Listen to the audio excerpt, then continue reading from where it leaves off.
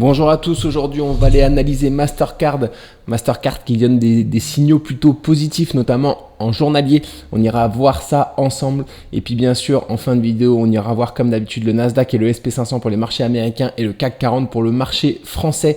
On commence avec Mastercard que je vais mettre en mensuel et en grand écran. Alors, Mastercard qui est sur une tendance très haussière depuis 2006, on aime être investisseur sur Mastercard. C'est vrai qu'on est parti de très bas, de 10 $. On est maintenant à plus de 400.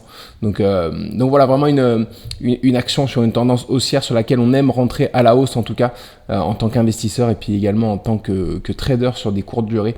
Alors en hebdomadaire, qu'est-ce qu'on peut voir? Alors on peut voir une figure très intéressante qui a été initié à partir de 2021 avec une belle résistance ici et un beau support ici. C'est un élargissement descendant à angle droit. C'est des belles figures. Les objectifs, une fois qu'on casse par le haut, sont atteints 90% du temps. C'est des objectifs qui sont atteints donc très souvent, qu'il faut prendre en compte.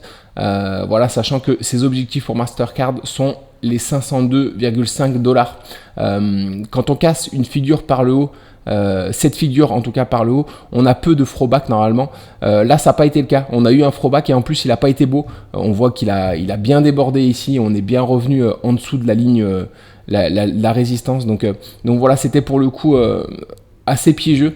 Voilà, mais depuis on est bien reparti vers le haut en direction de ses objectifs et c'est ici qu'on est en train de former quelque chose de très intéressant. On va aller le voir en journalier.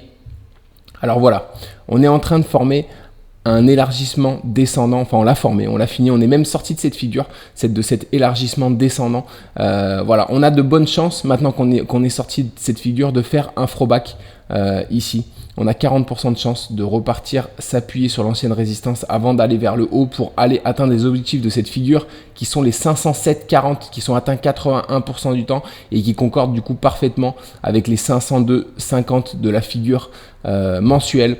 Donc voilà ce qu'on peut dire sur Mastercard.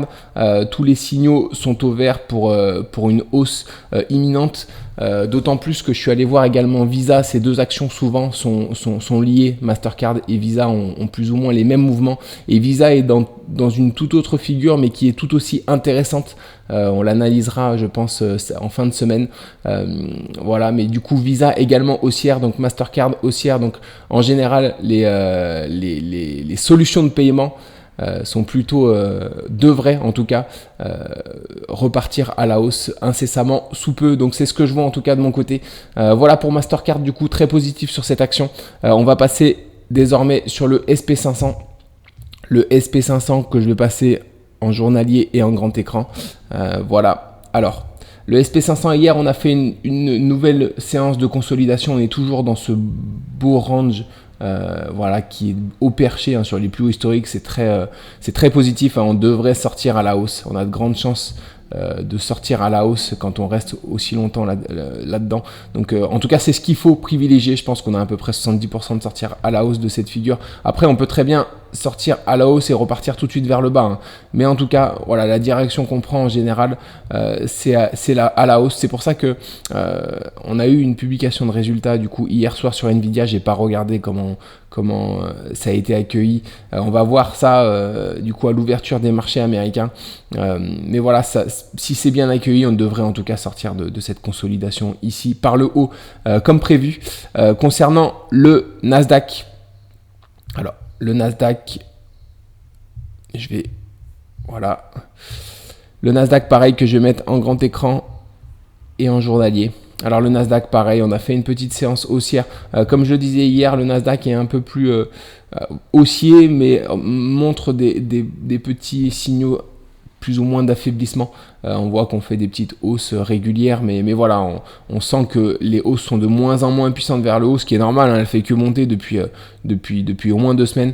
Donc voilà, à un moment donné, on est peut-être susceptible de revenir sur l'ancienne résistance avant de repartir vers le haut pour faire une petite pause. Donc voilà ce que je vois sur le Nasdaq, mais en tout cas les marchés américains toujours orientés vers le haut en général. Le CAC 40, c'est le CAC 40 qui est intéressant, qui donne plus ou moins du fil à retordre. Alors le CAC 40, on était du coup dans ce scénario de double bottom, comme je l'avais dessiné hier. On est sorti de ce double bottom par le haut. On est venu tester du coup les plus hauts historiques, les 8251, pour faire un throwback. Et ici le throwback, ce que j'attends, alors le throwback déborde un peu comme je le disais hier, c'est souvent le cas pour les double bottom. Donc on est revenu à l'intérieur de la figure, mais ce que je privilégie en tout cas, c'est toujours un nouveau départ vers le haut pour atteindre les objectifs de ce double bottom qui sont atteints 68% du temps et qui sont les 8346. Donc voilà, c'est toujours ce que je privilégie sur le CAC 40 et je vois que ce matin on fait une petite séance d'ouverture assez haussière qui nous fait revenir du coup sur cette ancienne résistance, sur les niveaux de cette ancienne résistance. Donc voilà, j'espère avec la publication de résultats de Nvidia, si elle est positive, on devrait repartir en tout cas vers le haut sur le CAC 40. On va aller passer voir les maps. Alors, les maps sur le CAC 40 à l'ouverture ce matin, donc tout est dans le vert.